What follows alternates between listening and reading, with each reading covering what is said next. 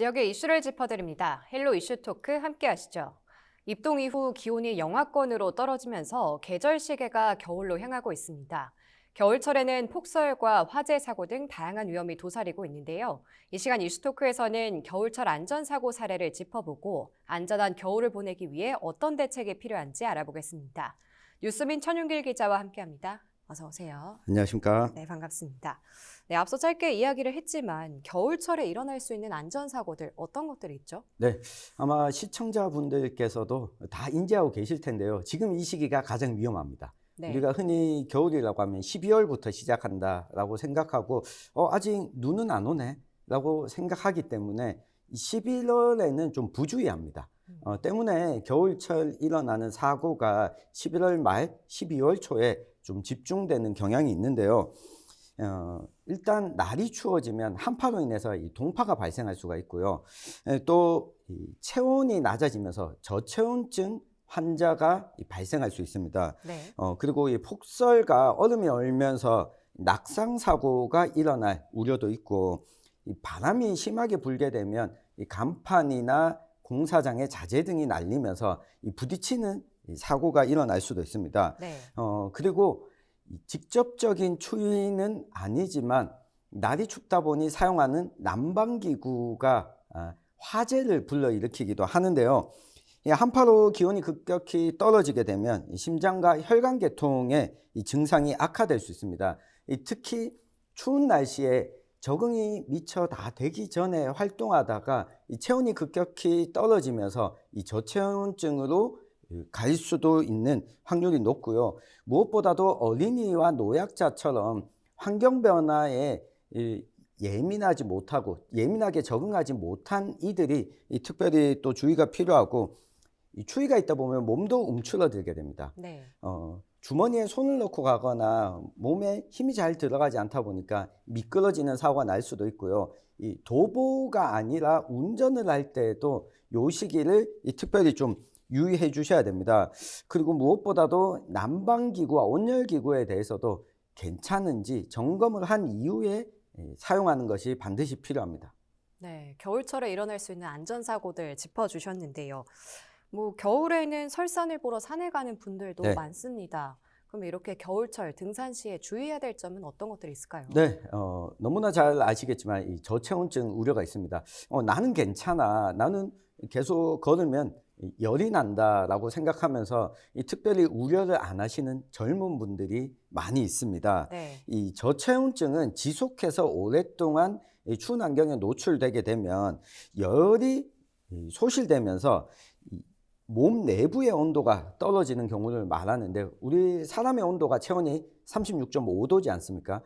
근데 신부, 몸 내부의 온도가 35도 이하로 떨어지면 이 저체온 현상을 보이고 있다고 말할 수가 있는데요. 네. 이 체온이 34도 이상이면 이 가벼운 저체온증이지만 30도 이하로 떨어지게 되면 중증 저체온으로 분류를 하고 있습니다.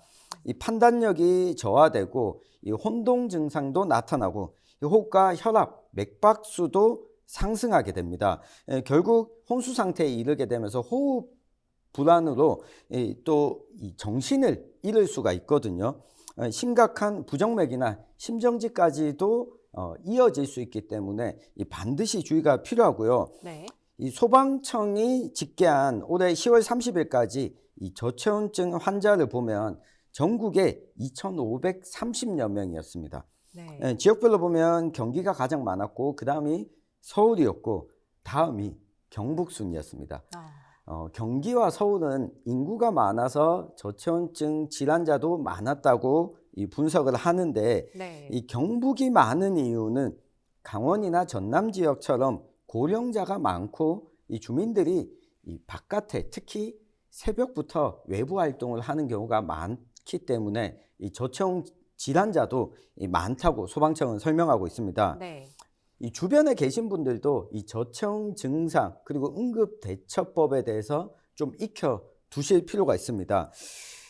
따뜻한 옷이나 담요 등을 환자에게 덮어주는 게 무엇보다 필요하고요. 네. 의식이 있는 경우에는 따뜻한 음료나 열량이 높은 음식을 섭취하는 것도 도움이 됩니다.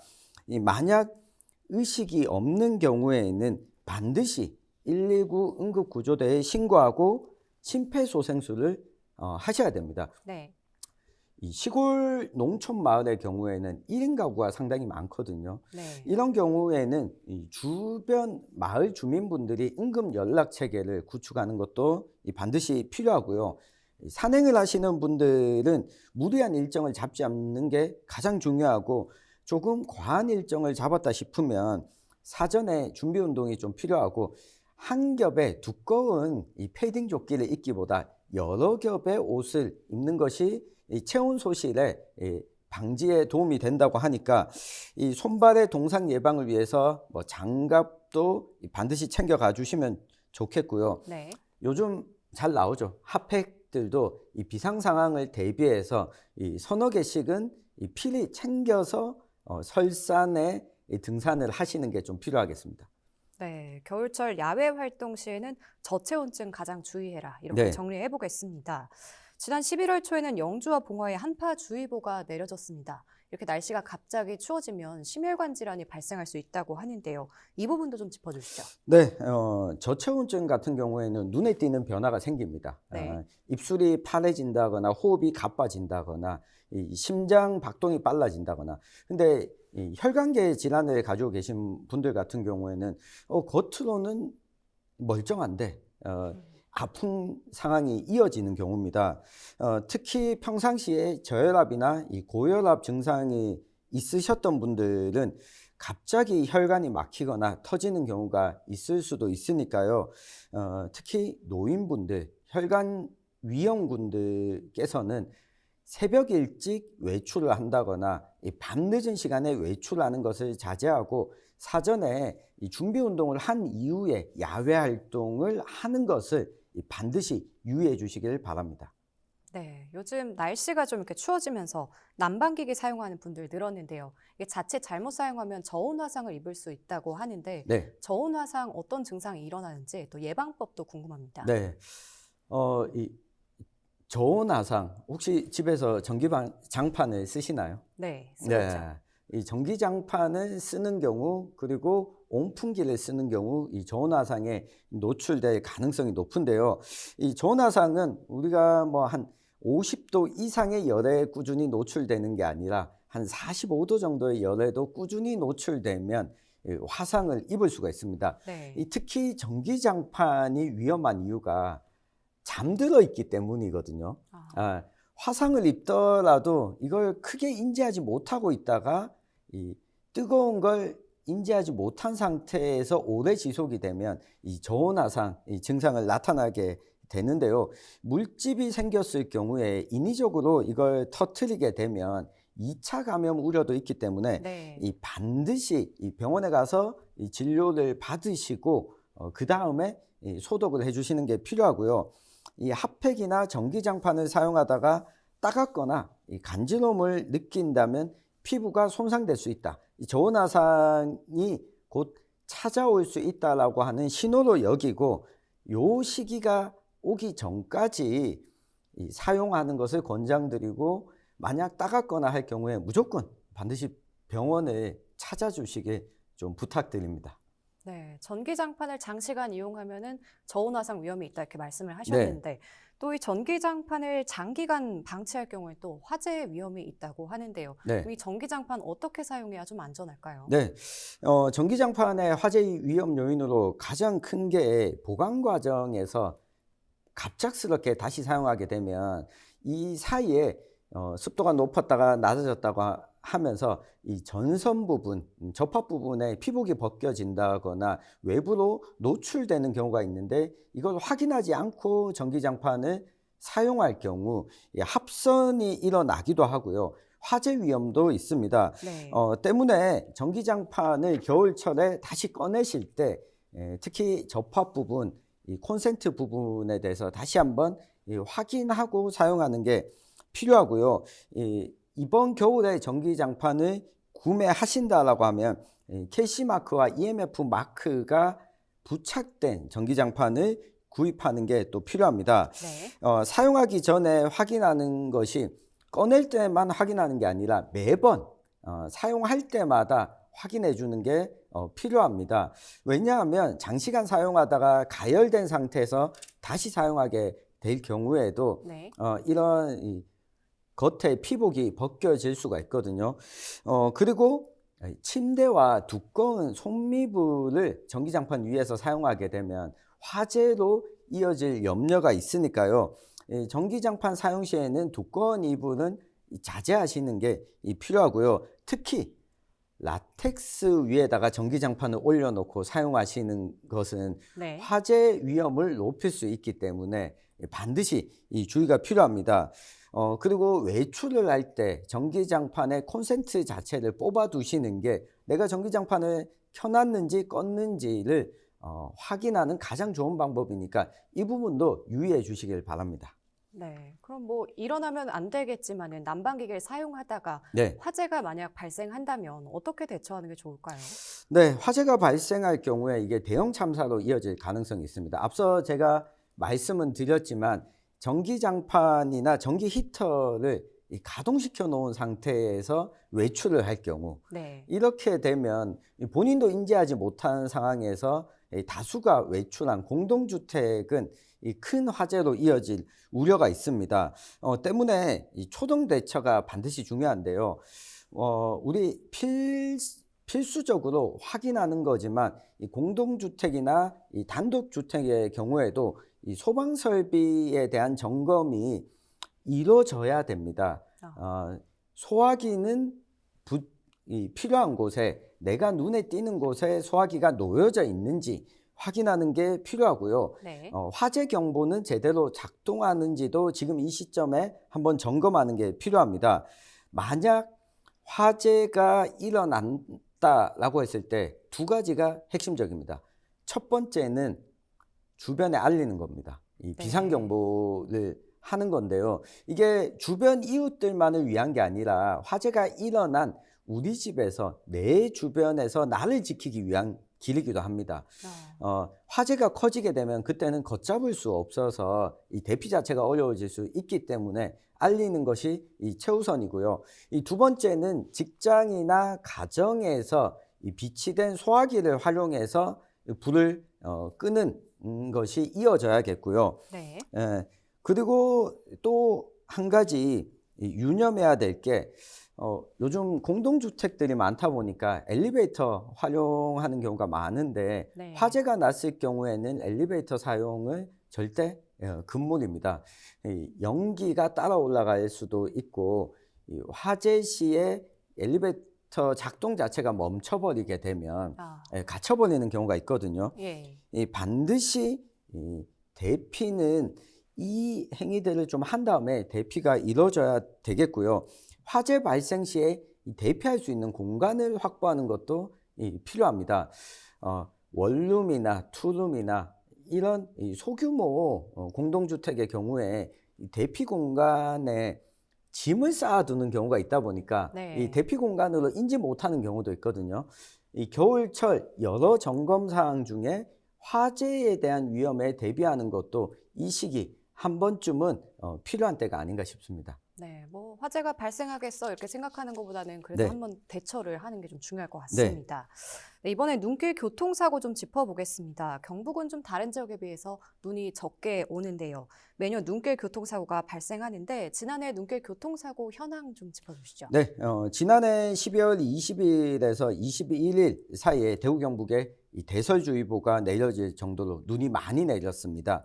이 경북이 상대적으로 다른 지역보다 눈이 적게 내리기 때문에 눈으로 인한 자동차 사고 확률이 더 높습니다. 네. 왜냐하면 평상시에 눈이 잘 안 오기 때문에 눈이 왔을 때 상황에 대비한 장비나 도구들이 부족하거든요. 네.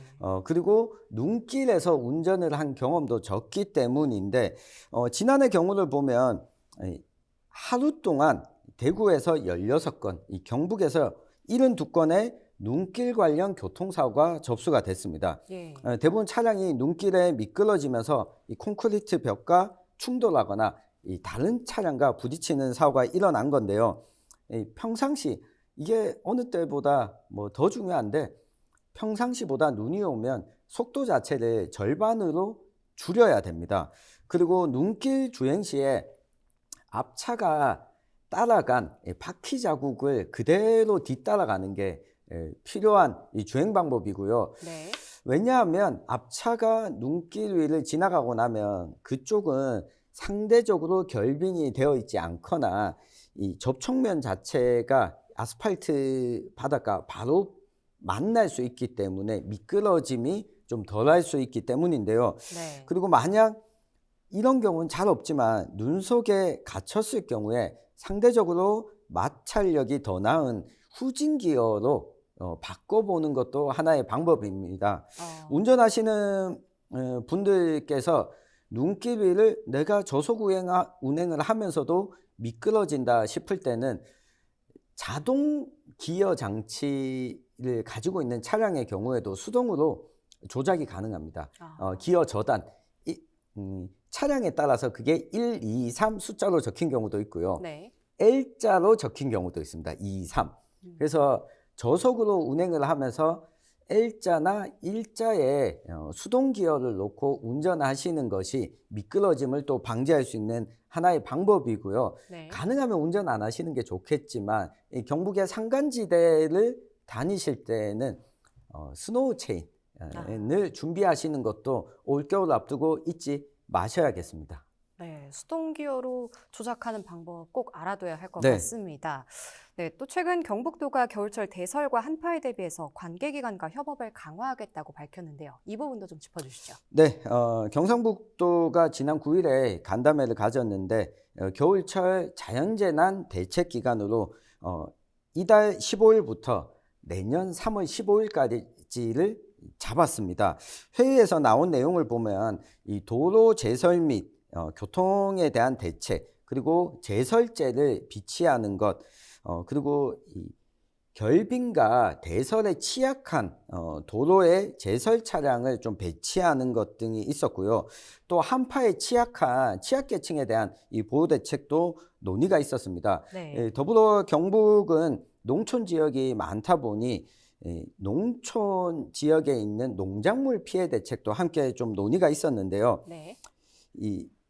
이미 대비를 하고 계신 분들도 계시겠지만 시군 단위에서 이에 대한 대비책을 안내하거나 협조 요청을 할 경우에 우리 지역 주민분들께서도 시설이나 설비에 대한 점검을 요때를 맞아서 꼼꼼히 하는 게 좀 필요하겠고요.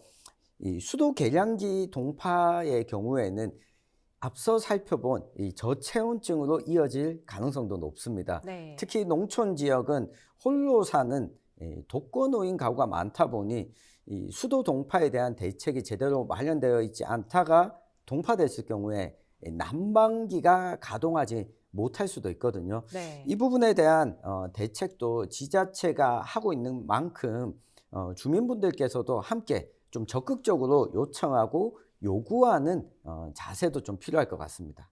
네. 끝으로 안전한 겨울을 보내기 위해서 가정에선 어떤 노력을 하면 좋을지 의견 주시죠. 네. 제가 여러 번 언급했는데요. 두 가지만 말씀을 드리겠습니다. 지금 요 시기, 12월 초까지 우리가 미처 채 대비하지 못했던 요 시기에 더 주의하는 게 필요하겠고요. 두 번째는 농촌 지역에 독거노인 가구도 많지만 도시 지역은 1인 가구도 많습니다. 네. 이 두 경우 모두 주변 사람과의 관계망이나 비상연락망이 제대로 갖춰져 있지 않는 경우가 많습니다. 주변 이웃들을 한 번씩 살펴봐 주시는 것도 필요하고 평상시에 비상연락망을 마을 단위에서 구축하는 것도 좀 필요한 대책이 아닐까 싶습니다. 네, 알겠습니다. 오늘 말씀 여기까지 듣겠습니다. 네, 지금까지 겨울철 안전사고와 대책을 살펴봤습니다. 이 시간 헬로 이슈 토크는 여기까지입니다. 시청해주신 여러분 고맙습니다.